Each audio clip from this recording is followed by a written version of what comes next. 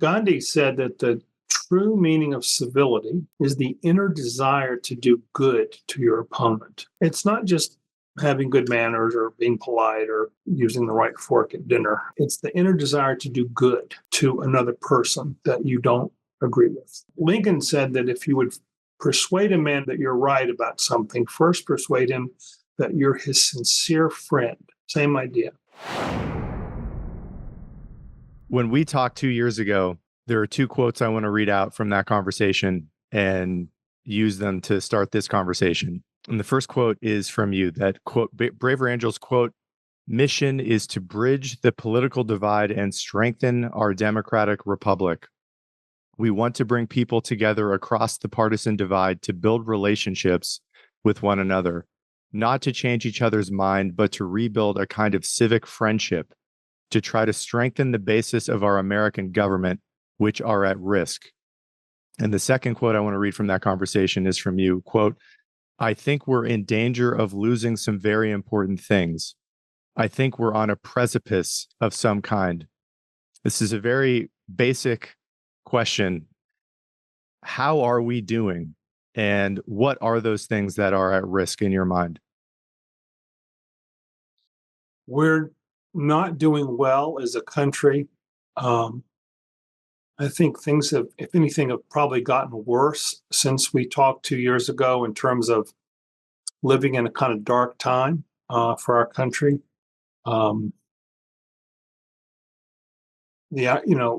Braver Angels is growing and getting stronger, and that's what gives me hope. And we're a lot bigger and more capable than we were 2 years ago when we spoke. But the country as a whole, the polarizers are still winning, and what's at stake is our ability to live together. And I've been influenced by the writing of Hannah Arendt since we spoke last, and she wrote a really prescient essay in 1959 called "Humanity in Dark Times," and she was talking about what do we mean when we say dark times, and she said it's not that the problems are so big that we can't solve them. It's not that we can't imagine how to fix things that are on our minds. It's that she calls it a crisis of discourse. We're unable to communicate effectively with one another about how we can live together. That's what she calls dark times. And so in other words, it's not that the problems can't be fixed. It's not that, and she makes a specific point of saying dark times don't come from bad people and dark times don't come from stupid people. Dark times comes from a breakdown of talk, a breakdown of conversation, so that we can't, and she says when you can't talk to each other anymore or won't, she uses the term weird irreality, that kind of vertigo feeling like, good grief, what's going on? Where am I? That kind of, and that's the way I feel a lot, when I see the news and when I hear the public, good grief, what am I on here? That's what she calls weird irreality. And that's what happens again, not because all of a sudden people have gotten stupid or bad or we're in a situation that no one can imagine how to fix. It's that she calls it a crisis of discourse. And I really agree with that. I think that is the danger. And I think we're in danger of losing our way of government, our way of life. I mean, I think it's pretty serious. So I would love to start maybe with a note of hope. And you mentioned 2 years ago when we talked that the number of paid dues-paying members of Braver Angels at that time, I think, was around 10,000. And I know you just got back from your convention, I think this morning or yesterday. And I'd love for you to go into, in whatever detail you would like, the growth in your organization and what about it, in your mind, gives you hope. This may be the first conversation some people are tuning into, learning about the principles and the goals of Braver Angels. And I know just in reviewing our conversation from a couple of years ago that a lot of the principles in discourse and trying to encourage civility in communication among Americans was rooted in marriage and family therapy, or family therapy specifically. I'd love to put that to you and have you speak at whatever length you would like about the growth in the organization and the hope you feel, if that's true, that you have seen just in this past weekend and in your day-to-day work with the organization in general. Yeah. Well, we're a grassroots group. And so a lot depends on us being able to mobilize citizens to engage with one another. That's the spark we're looking for across deep political differences. So, at our convention, I just got back this morning in Kenosha, Wisconsin, on the beautiful campus, Carthage College. We had about 750 delegates from around the country, equally divided between lean conservative, lean liberal. I mean, really equal numbers, and representing our local chapters around the country, which we are now up to 102. We call them alliances, but think of them as local chapters, and 320 partner organizations from around the country. These are groups, some of them very progressive, some of them very conservative, some of them not engaged in kind of political activity, but they want to be part of the solution. And we had, and I think when we talked 2 years ago, we didn't even have partner program. Now 320 partner groups, 162 of them were represented at our convention. We had more than 100 college students at the convention representing our work in about 60 college campuses. When we spoke 2 years ago, I don't even think we were on a quarter as many college campuses. So,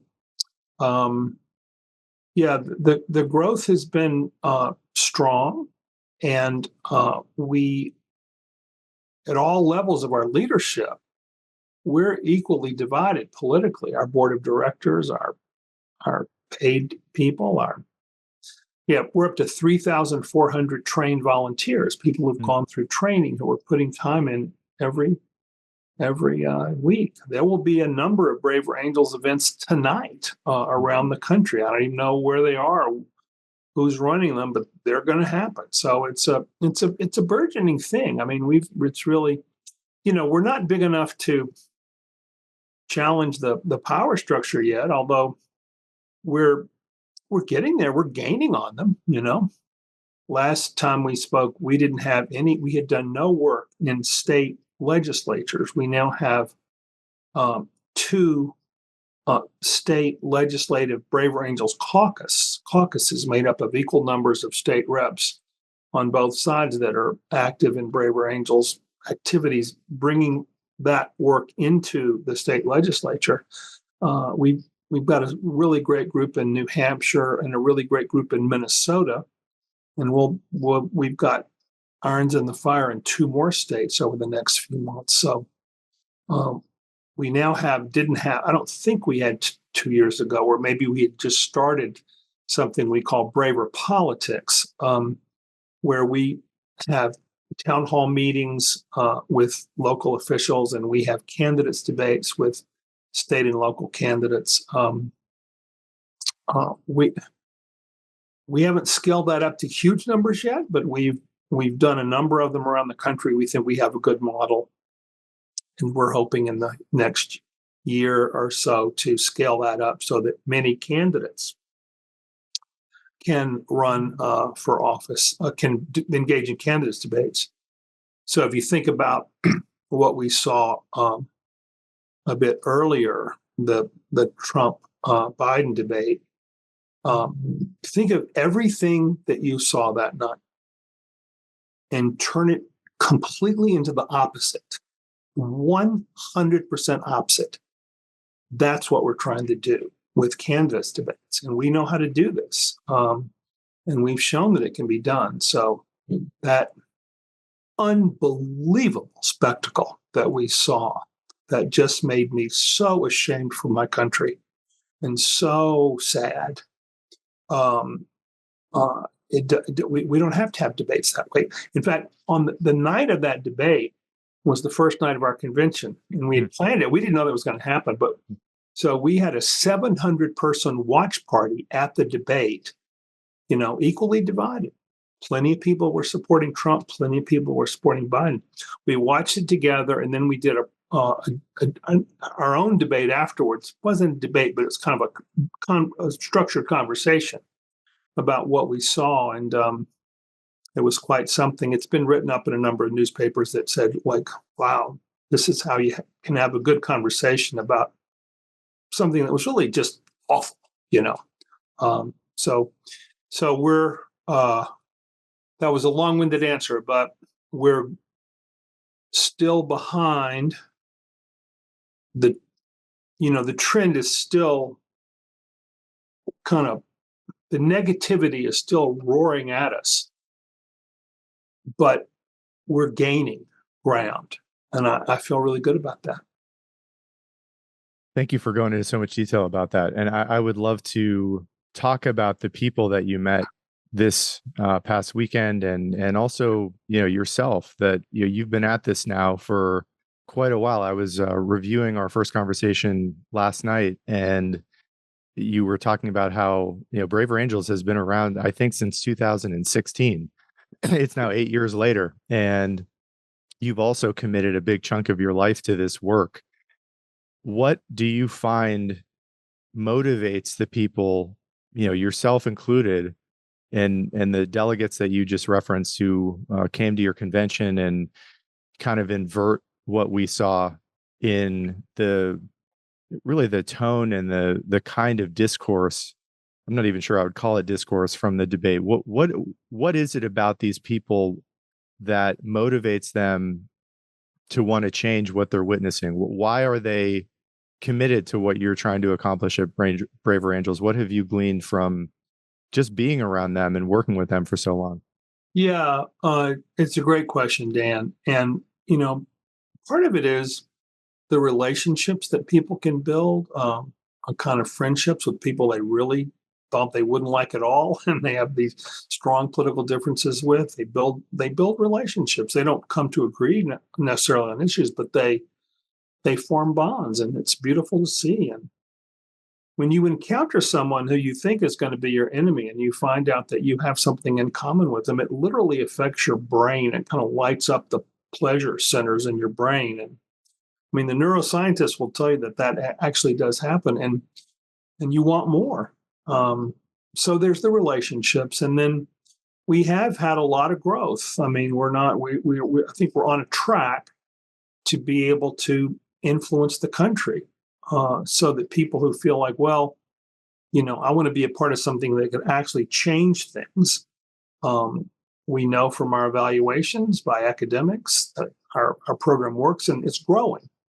And lots of other organizations now are working with us. So there's the feeling that you might be able to actually get something done.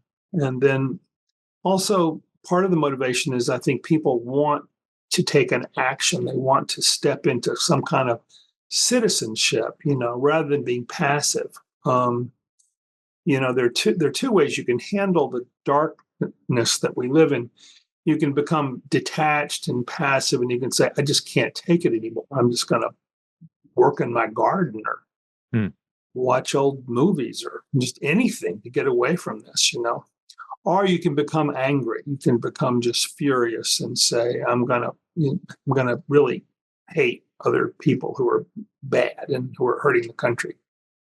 And neither of those responses, I mean, both are understandable, but neither of those responses really help the country very much.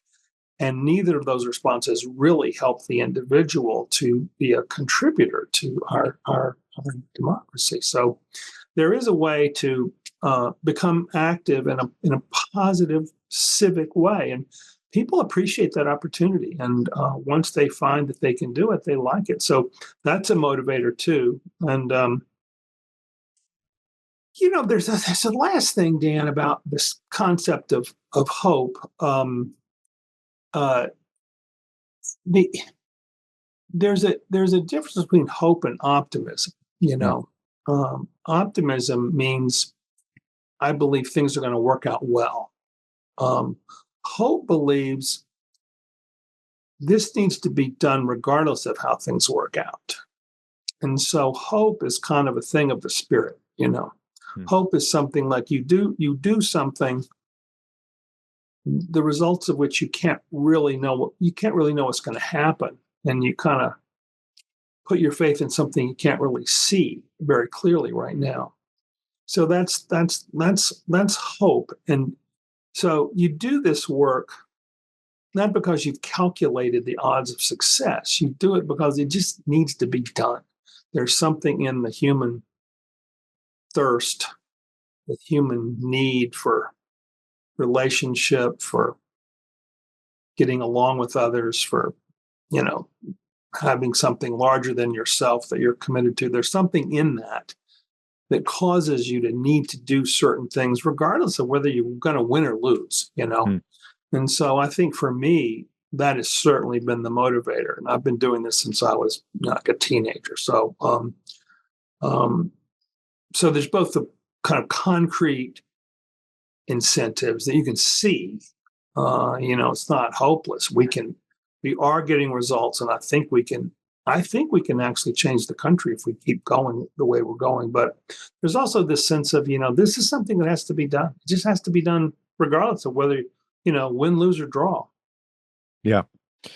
I'd love to give a brief summary of my understanding of the general work of Braver Angels, and then you can correct me where I'm a bit off or wrong, or how the organization has evolved since we last talked. But my understanding is that the general principles and the ideas of the organization are essentially to bring people of opposite political views together in small group settings for weekends to spend hours with one another face to face, having conversations, again, not with the intention of changing their mind, but just to have a dialogue, to break through a lot of the caricatures. And you were mentioning just a minute ago about the forces that are forces of negativity that are pushing back against the work that I feel like you're doing. And those are the forces of modern technology. They're the forces of modern isolation, of echo chambers, of tribalism, which is deep in the human psyche and deep in Right. human nature. Right. I was watching an interview, a speech that David Brooks was giving last night at the Aspen Ideas Festival, and he used a phrase I had never heard before that reminded me of the work that you're doing, and he called it defiant humanism. Hmm. That in It's these nice. moments, that to me, when you talk about just something that needs to be done, and I think this is partly why I so identify with your work. I grew up in the Rust Belt with, basically half Democrats, half Republicans. Politics was never something that was talked about as much as it is now. And I know that there is a common humanity there among people who probably disagree on politics, but in a day-to-day life, in day-to-day friendship, it isn't particularly that relevant. Right. So I'd love to put that to you and have you correct me in my understanding of how these workshops work, and then have you also give a little bit of explanation about the outcomes, because I know not everyone becomes transformed by these experiences, but my understanding is that most people have a lot of the toxins and the poisonous perspectives about, oh, you're a Biden supporter, oh, you're a Trump supporter, that kind of uh, uh, very difficult to extract, almost hatred that you can have for the opposite side is at least mitigated. So I'd love to put that to you and have you respond again in whatever length of time you'd like to. Yeah, I think you nailed it. I mean, a couple of things I would add. One is that we do know there have been 8 independent studies of our work, including academics and peer-reviewed journals. We get our workshops and debates and our chapter, they get results. People come out of these things less polarized than when they went in. We know this. So the method works. We not only do workshops, but we have what we call Brave Angels debates, which is not your kind of classic thing that a lot of people remember from high school, where you pick a side and you argue. But you do take different positions on issues and you engage with one another. But the idea is to, find some commonness, to see where there's overlap, and the debates, the workshops, the chapter meetings. The point eventually, the point ultimately is to see where there's common ground and then to work together. All these people at our convention, they began going to maybe an event in their community, but now they're leaders, and trying to go into the political structure, trying to change culture on college campuses. So it's not just individual kind of heart to heart. It's also challenging the power structure to change the way they do business. And we're looking for a result here. We're looking for a social movement that is aimed at real social change. And the building blocks are these gatherings. We do online, in person. We do longer ones. We do meeting gatherings that are short as 3 hours.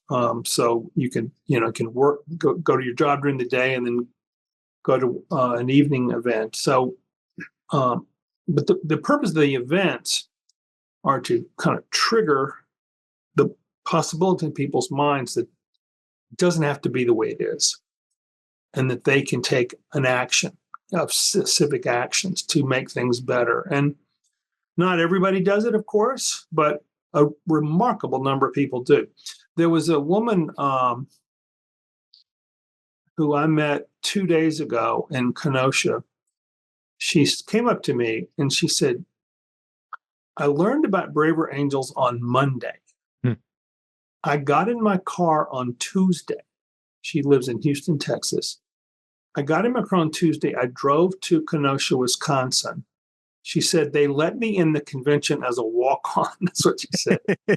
And she said, "This has changed my life. And I'm now I want to go back to Houston, and I want to suit up and get involved and this has really been transformative for me." So that's a little on the dramatic side, but there are hundreds of examples of this, right? Good grief, the woman heard about the organization on Monday, got in a car on Tuesday, arrived in Wisconsin on Thursday, and participated in this convention. And she's going to go back, by her own accounts, a changed person. And that's what we're looking for. That's that little spark that you can go from being an observer to a participant in the project of civic renewal. Yeah. I know that anyone who is paying attention to modern politics probably comes away with the idea that the current discourse is not bringing out our best, and that, to say the least. Right. And I wonder what, for the common ground. I think this phrase you just used, that I'm sure there are, that's indicated in a variety of different ways. But what do people walk away from? As we noted earlier in the conversation, the goal is not to change people's minds per se, or at all, but what do people tend to indicate they have revealed to them? Why are they changed? What do they kind of come away from in these interactions specifically? Yeah, the most common reaction we get when people do checkouts at the end, the most common reaction is, "We're less polarized than we've been told." That's the most common phrase you hear. And so they realize that, if you just watch some things on television, you would think that you live in a different planet from the other side, but you don't. You don't live on a different planet.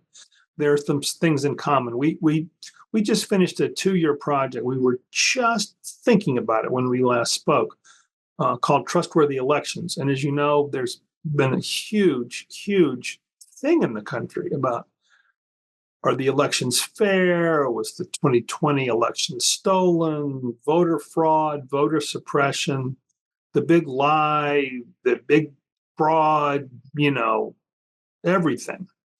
And we decided that was the most contentious issue in the country, the deepest feelings on both sides, the most bitter, bitter disagreements, and the highest stakes in terms of the future of our government. And so that's the issue we chose. So we did what we call common ground workshops all around the country, where we brought together people who absolutely believed that there was widespread voter fraud, and people who absolutely believed that there wasn't, and that this was a politically motivated gimmick to, among other things, suppress minority voting. And so people had strong feelings about this on both sides. And we brought them together for about 30 of these gatherings around the country. And we said, try to identify anything that you all think, unanimously think, would help improve the trustworthiness of our elections across the board. And they came up with many, many common ground recommendations. And we actually published a report. It's available online called, it's a report on trustworthy elections. It's called In Us We Trust. And,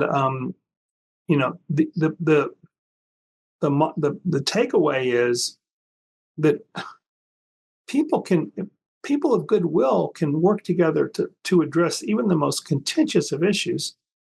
And we came up with a number of they came up with a number of policy recommendations, and they're now taking them to secretaries of state around the country, and getting good reception and saying, these are worthy ideas. These are hopeful things, and we're getting Republican secretaries of state, Democratic secretaries of state. So,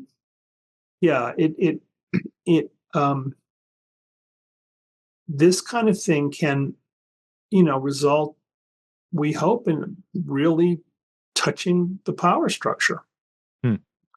Is it also your assessment that part of the transformation is simply putting a human face and a human personality on the enemy, quote unquote?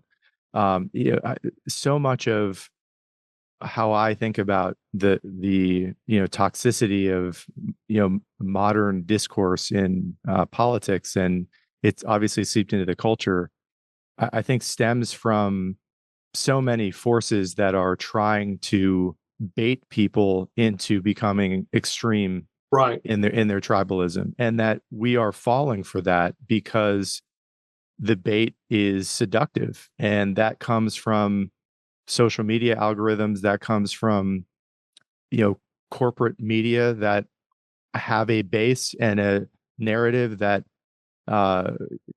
is attractive to certain people. Controversy sells, division sells. And anger gets a quicker emotional response from people than any other emotion.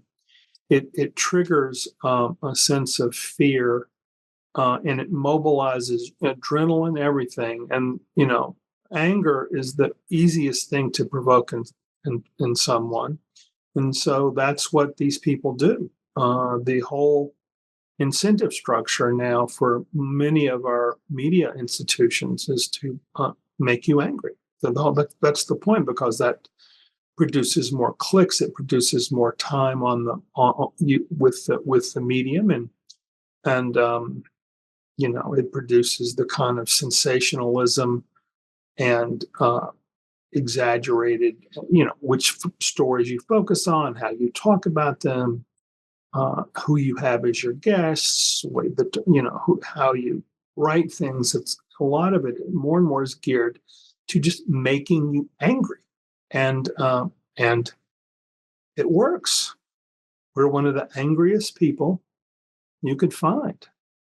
When you ask people, angry about what, and they'll say everything, everything. So we've been steeped in this environment, and you're right. The antidote to this is actual human relationships. If you put people who think they ought to hate each other, if you allow a face-to-face interaction in the way that can be productive, where you actually listen to the other person as well as speak, you break out of that, and it's a great relief. I mean, it weighs down on people to be angry all the time or in despair. So if you have that little discovery through a relationship that it doesn't have to be that way, then you want more. And then you see, well, okay, maybe it's not just me, maybe it's plenty of other people. And maybe it's just not the citizens. Maybe we need to demand better of our leaders. And so all of a sudden, you're now active. You're now a citizen. And probably have a brighter view of other human beings if that truth is salient and gets through to yourself. Absolutely. I mean, man, Dan, I don't know what I would do if all I was doing was reading newspapers and listening to podcasts, present company accepted, and watching the TV. I mean, I don't know what I would do. I would just be in complete despair. And so it's been a lifesaver for me. I mean, almost literally a lifesaver for me that I've been able to, thank God, I've just been able to engage with people. There are a lot of good people out there in the country. And I mean, the country's filled with good people who have all kinds of political opinions, but they're basically underneath everything. They're just decent, good people. And when you meet them and you understand that, God, you feel so much better, And then if you get to work with them, if you get to actually try to do something together that could help the country, then you're all of a sudden you have a buoyancy, you have a lighter step because you're feeling better. You've stepped out of despair, and you've stepped out of just kind of this anger that just wears you down, day after day. So it's a different thing. It's positive, and that's the hopeful part. That's the hopeful part. Plus, the other hopeful part is that we live in a free society. We can freely associate with one another. We have freedom. So it's we the people. We don't get pushed around. I mean, some people think the government's too big. Some people think it's too small. But whatever you think about that, we're basically free people, and we can change things if we want to. There are a quote that comes to mind when you're talking about anger. I mean, one idea that was coming to my head is that is sanctimony is seductive, and the quote that I've always loved about anger is a hot coal you hold in your hand, waiting to throw at someone else. Right. And I wonder for yourself, like I've become convinced as I have gotten older that, habits are kind of everything. And I wonder for yourself, in the name of, maintaining your own sanity, your decency, your humanity in general, if there are things you have done that are pushing back against the habits of modernity that you think have helped you, that you would recommend to people that maybe come across this interview, to reduce the commonality of anger or sanctimony or self-righteousness, hatred, division, suspicion of the other? Or it could be as simple as reducing or eliminating your exposure to the news or social media, or are there practical steps that your organization and the delegates that you met with this past weekend have found can really help with this? And it may be as simple as just going out of your way to talk to people who you disagree with. You just talked about fear and anger. When you fear and are angry at another human being, the last thing you want to do is be around them and talk to them, because your brain has almost been hijacked by the reptilian side of your personality. I'd love to put that to you and hear if there are any successful habits or alterations to modern life that you think can be helpful here. Yeah, I don't I don't. I mean, first of all, I struggle with issues like everybody does, Yeah. myself, and I don't have any special formula or panacea for myself. I do find it helpful to just engage people, talk to them, and try to, in good faith and assuming good faith on their part, try to communicate across differences. To me, that's the secret of the whole thing, and I've found that to be a real lifesaver for me, and it's why I like my work so much. Um, I I personally have cut down on news consumption because I find it depressing Mm. and repetitious, and so I spend a little bit less time than I used to consuming news. I don't know if that's good or bad. Maybe I'm just getting old, but anyway, I do. And just on a very personal level, I wouldn't necessarily recommend this to anybody, but I'll just.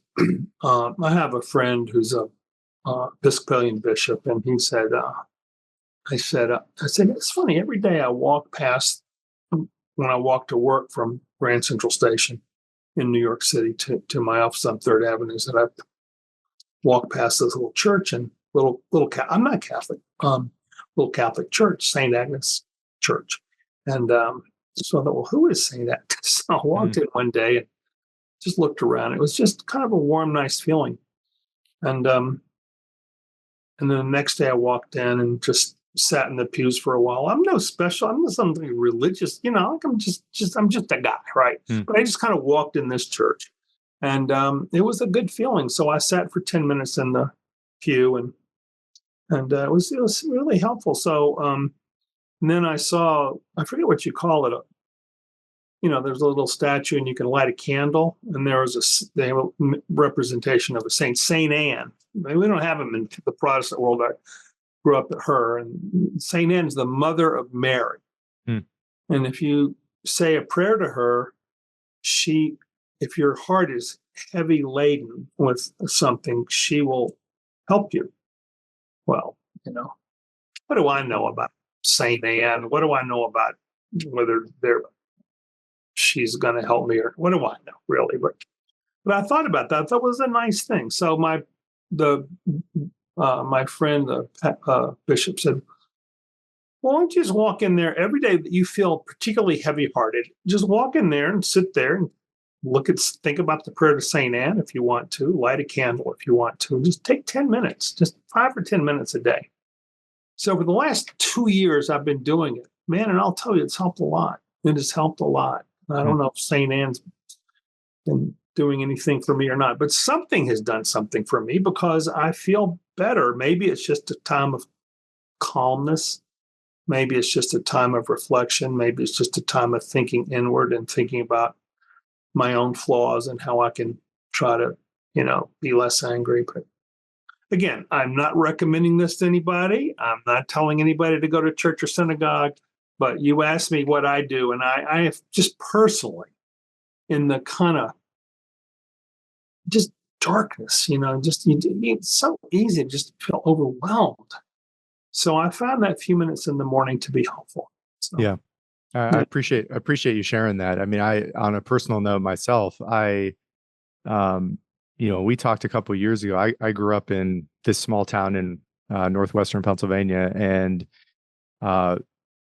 my closest friends I grew up with, I've known since I was 5, and we vacationed together. It's a group of 5 or 6 of us. We vacationed together for summers after college when none of us had any money, and we rented these small little homes in the lake region around there and would hang out. And in around 2015, the political polarization broke our friend group. wow. And it was caused by, unsurprisingly, people disagreeing about the state of the country and who we were supporting politically.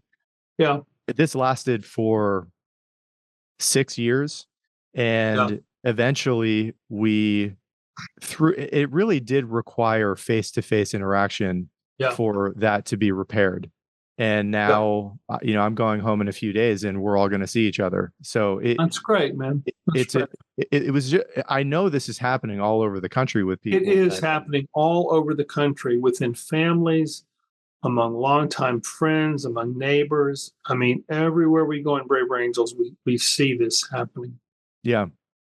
We talked 2 years ago about some of the other forces that are happening in the country, and I wanted to go over them again. To me, you mentioned a man that I had never heard of when we spoke in 2021. I think his name is Peter Berker, and you were referencing the fact that he talked about what was a fixture in American culture. You called it, I think he called it a moral canopy, Right. and that part of the moral canopy included treating people with a certain level of respect, regardless of their background, their religious preferences, where they were from. You talked also about the importance of telling the truth, and that these civic virtues generally speaking, superseded political polarization and tribalism in America Right. for an enduring period of time in American history. And you were making the comment that when that recedes, you just were talking about your own experience in some way with spirituality and religion. And we talked 2 years ago about how religion was in decline in the country, and I think is continuing to be so. That when that canopy recedes, that politics often will rise to the top of the priority list in Right. people's minds, and politics is about winning.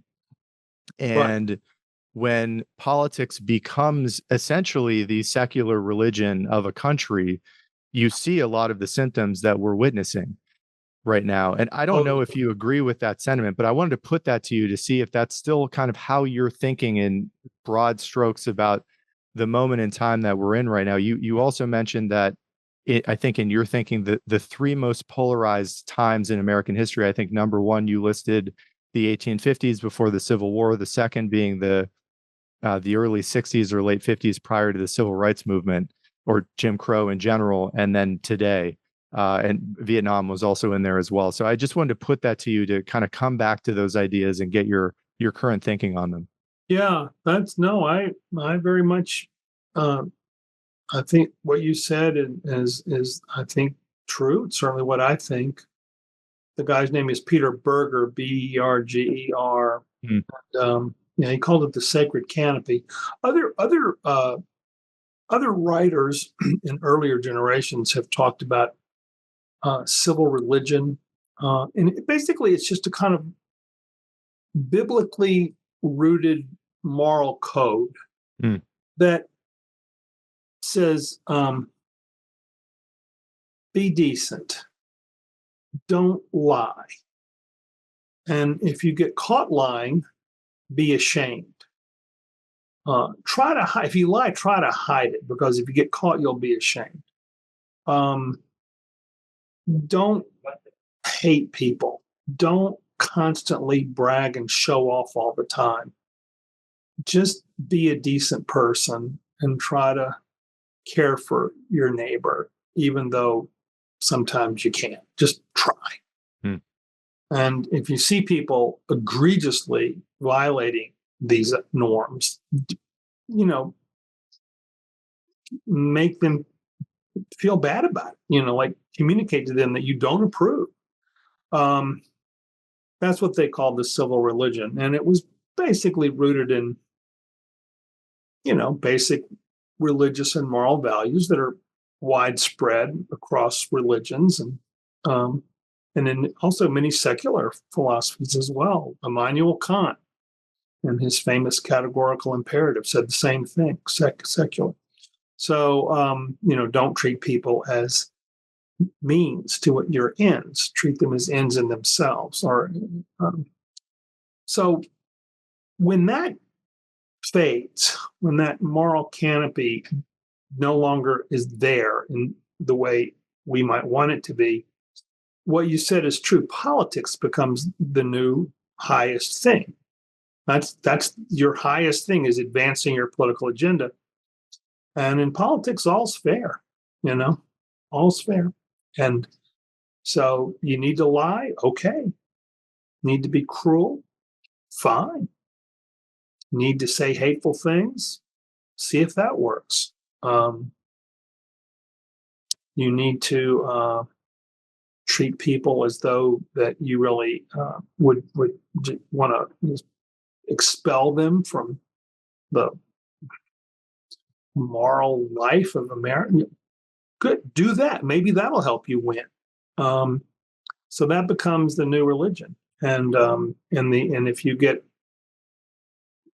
one of the things is we all mess up, but if there's a moral canopy, when you mess up, you're supposed to feel bad about it. One of the signs of there's no more moral canopy is that when you mess up, you don't feel bad about it. You're just perfectly fine with it. And if you look around you today, you see this all the time. I see it all the time. People who even 10 years ago would have never said things they're saying today because they knew that it would be disapproved of. Now, just let it rip. And part of rebuilding relationships, part of rebuilding social trust is rebuilding some notion of a shared moral framework that's higher than politics, that politics in some ways is accountable to in some level. Like, right, politics is a rough game and it's a rough and tumble sport. And, you're not playing by the Marquis of Queensberry rules in politics. Everybody knows that. And elections are binary. One person wins, one person loses. But there's supposed to be some standards. And when there are no standards at all, you're in trouble. And similarly with journalism, journalism's never been, a Sunday school picnic, but you should try to get your facts straight. You should have some sense that there's a difference between editorial and news. You should try to have some understanding that news and entertainment are two different things. Some notion of editing, some notion of just something other than the just sea of garbage that we're surrounded with all the time. And, some notion of professional standards in journalism, some sense of integrity that you owe something to your calling as a journalist that is more than just what you're seeing out there all the time. Not all the time. There are plenty of good journalists out there, and there are some really great publications, and a lot of people, a lot of journalists don't like the state of journalism today. So I'm not trying to cast a blanket negative thing on journalists, but there's been a dramatic decline in journalistic standards. And again, I think it's for the same reason. It's just for there's nobody who's going to say it's bad anymore. Nobody's going to say you really shouldn't do that. So, yeah, I think that's very well put. And I'm going to read something that you also said during our first conversation, and maybe make a note about something else. And to me, when I hear you talk this way, and I completely agree with this, like we're better than this. We should be better than this, and it's better to be better for all sorts of reasons, including just selfishly to be a more dignified human being. And this is the quote you noted from our last conversation. Quote, "We're living in an age of intolerance. We don't tolerate disagreement. If you disagree with me about a political issue that I consider to be important, I want to destroy you. I want to excommunicate you from the group. I want you fired. I want harm to befall you as punishment for moral transgression." Basically, a lack of forgiveness in part in that kind of sentiment. And I've had a lot of conversations since we met on this show about the state of the country and where we're going, where we are, and where we're going. And a theme that has come up consistently, and I got this from an interview that I had about a year after we talked, and it was referencing the long telegram from George Kennan, who was the ambassador to the Soviet Union, I think in the 50s. And the quote is basically indicating that the greatest threat to the country is not external forces like Russia or China. It's our capacity for doing an own goal. It's internal strife, internal Right. division. And maybe I'll just read this from the long telegram, and then I'd love to get your comment on it. And this is from George Kennan, quote, "Everything possible will be done to set major Western powers against each other. Anti-British talk will be plugged among Americans. Anti-American talk among British. Continentals, including Germans, will be taught to abhor both Anglo-Saxon powers. Where suspicions exist, they will be fanned, where not, ignited. No effort will be spared to discredit and combat all efforts which threaten to lead to any sort of unity or cohesion among others, from which Russia might be excluded. Thus, all forms of international organizations not amenable to communist penetration and control, whether it be the Catholic Church, international economic concerns, or the international fraternity of royalty and aristocracy, must expect to find themselves under fire." I feel like you could substitute almost all of that for this country now in the Democrats and the Republicans, and that foreign entities are taking note of this internal division, and that it is a risk for the future of the country. And I'd love to have you comment on that notion. We talked a little bit earlier about what to be on the lookout for, to not take the bait so much, that leads to anger and division. But I'd love to have you comment on that in any way that you think is accurate about the time that we're living in, and maybe if you think also that we're on the precipice of a kind of renewal of some sort, that the pendulum is swinging into this division and darkness, but these things, nothing exactly like what we're living through have happened before, but it isn't uncommon for countries to go through turbulent times and change as a reaction to them. So I just wanted to read that out and point it to you and get any feedback you might have on those ideas. Yeah. Yeah. I long admired that paper that you're citing from George Kennan. Look, I mean, I think it's right. I mean, we have people that work with Braver Angels who've had careers in the State Department, and people outside Braver Angels and national security organizations who've told us this is polarization has become a national security risk. It makes us vulnerable to outside influences in ways that we don't want. And so, yeah, I think that's true. Um, we have been through very difficult times before. You mentioned the 1850s, the 1960s. You look at the election of 1800, for example, probably the most bitterly fought election in our nation's history. And so we've been through times like this before, and we did have a civil war during one of those times, but we're a resilient people, and I think basically a good people. And so ultimately, you have hope that we can. And the kind of polarization we're experiencing now is happening in many other countries. So it's not just the United States.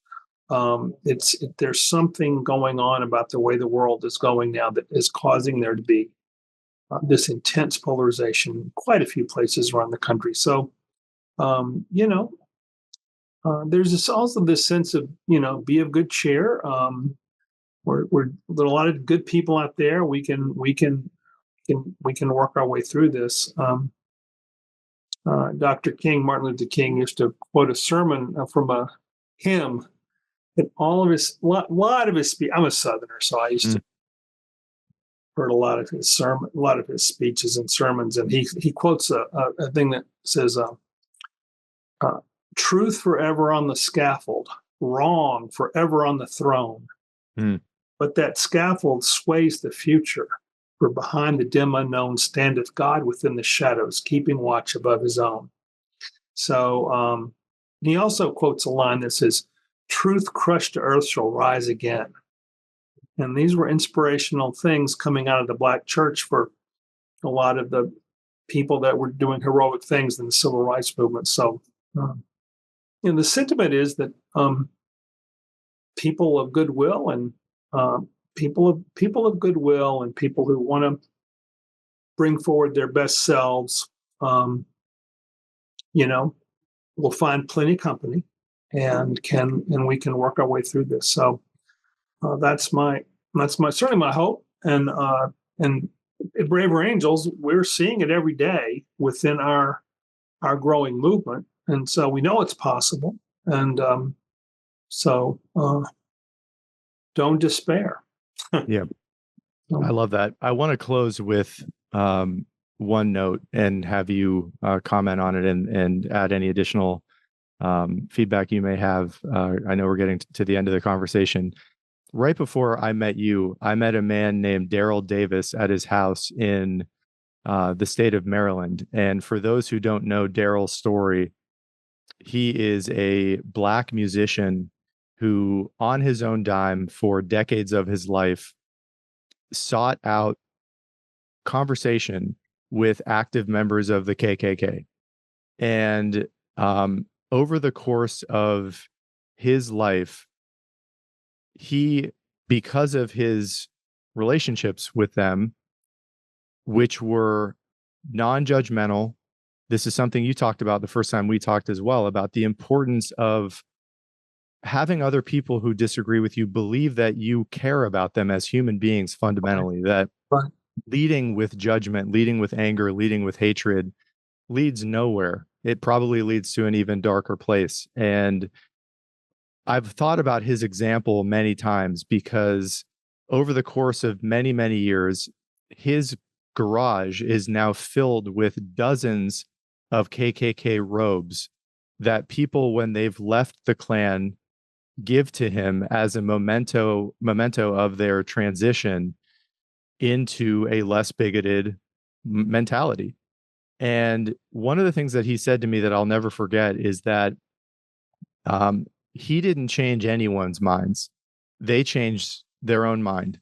And that it was because of and admittedly, he is extremely intelligent. He has a great temperament.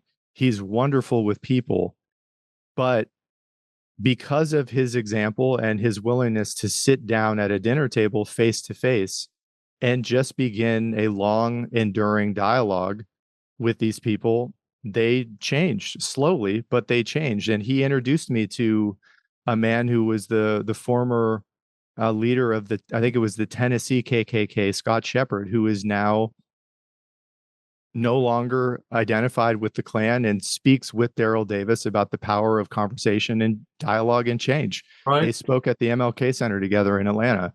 And great. I want to close with having you comment on that spirit of a common humanity, of leading with goodness and a sense of generosity, and the importance of that when interacting with anyone really that you think you might disagree with. Maybe we could close with that, and to any parting words you may have on people who hear this and they want to get involved. They're sick of the ugliness of what they see in the at least public discourse in the country.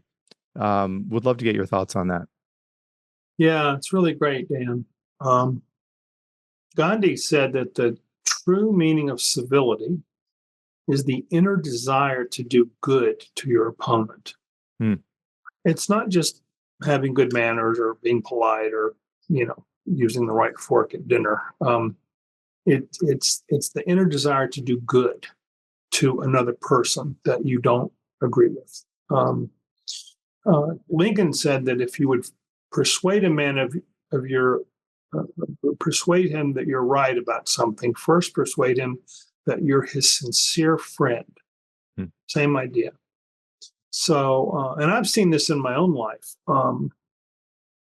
I was involved in the gay marriage debate for years, and the biggest influence on me was a guy named Jonathan Rausch, who's now a really good friend of mine, and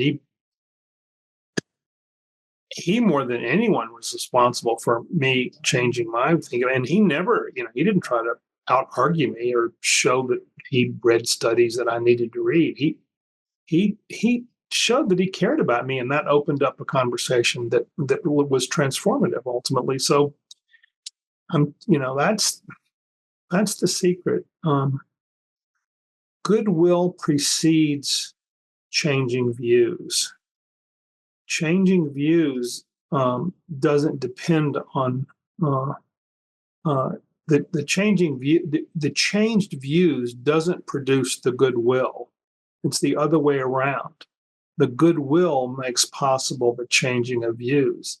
So if you talking to somebody you don't agree with, the worst possible way to try to get them to change their minds is to explain to them that they don't understand things, they're not aware of the facts. They should listen to all your reasons.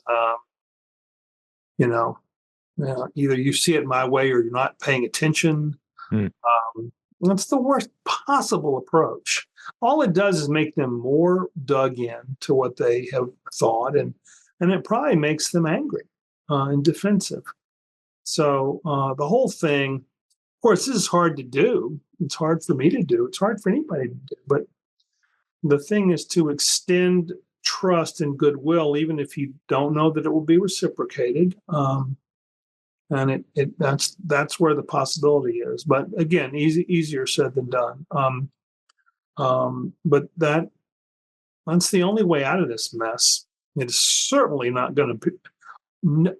One side of this country is not going to out-argue the other. It just will not happen. The only way to do it is this other thing that's built upon relationships and ultimately a sense of goodwill, love your neighbor. So sounds simplistic, but we see in Braver Angels, that's the thing. So, and if people want to get involved, goodness, there's probably all kinds of ways to get involved. You can do things on your own, in your family and community. There's lots of ways for people to become involved. If you want to check out Braver Angels, it's braverangels.org. Our website, you can see. It's easy to become a member, and it's easy to get involved. But and we want you to. But there's plenty of other things too. So that's I think the end on that. That's really the soul. That's the kind of the heart and soul of it. It's civic renewal through relationship. That's really the essence of it, I think. Love that. And David, on behalf of myself and many people you will never meet, I'd like to just take a moment to thank you for your commitment and your desire to lead the way with trying to show that kind of benevolence and goodwill and the bravery that I think it takes to have these kind of conversations and to dedicate your life to it. So thank you for what you're doing. And I wish you all the best. It was really great to see you again. Thank you. Thanks so much for those very kind words. And what you're doing is a big contributor to all this. So right back at you. And I know we'll probably talk again at some point in the future. Absolutely. Thanks, David. All right. Take care.